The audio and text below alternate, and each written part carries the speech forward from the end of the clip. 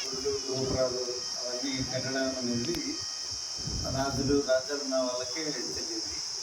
ఇప్పటికీ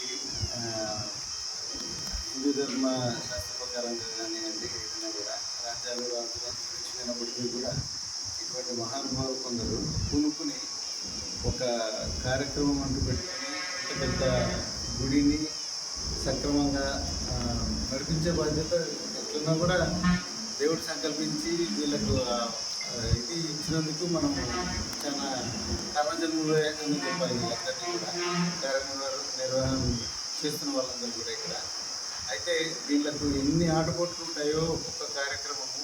మనం ఒక ఇంట్లో ఒక చిన్న పెళ్లి చేయాలంటేనే ఎన్నో కష్ట నష్టాలు.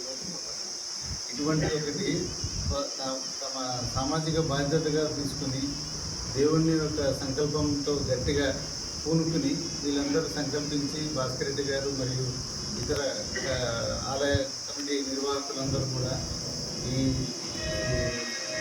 కార్యక్రమం చేపట్టినందుకు నేను హృదయపూర్వకంగా వాళ్ళని అభినందిస్తూ వాళ్ళకి ధన్యవాదాలు చెప్పుకుంటున్నాను. అట్లాగే ఏ ఒక్కరో ఇద్దరో 10 మందో కలిపి చేసేది కాదు. దాతల నుంచి చాలా ముఖ్యమే.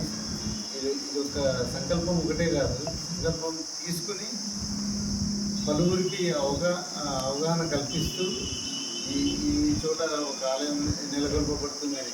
ఆలయం కట్టిన తర్వాత చాలామంది వచ్చిపోతుంటారు, అది వేరే విషయం. కాకపోతే ఇది ముందుకు తీసుకెళ్ళేసి నిధులు సమూకరించుకోవడము అవన్నీ తీసుకోవడం చాలా అతిపెద్ద బాధ్యత. అది దానికి ఈ ఆలయ కమిటీని అంతా కూడా నేను అభినందిస్తూ చాలా కృతజ్ఞతలు తెలియజేసుకుంటున్నాను.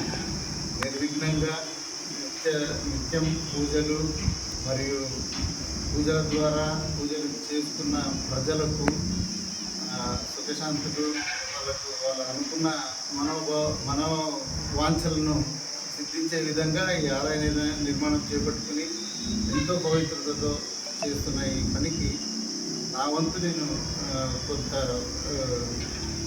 కృషి చేసేదానికి సిద్ధంగా ఉన్నానని తెలియపరుస్తున్నాను.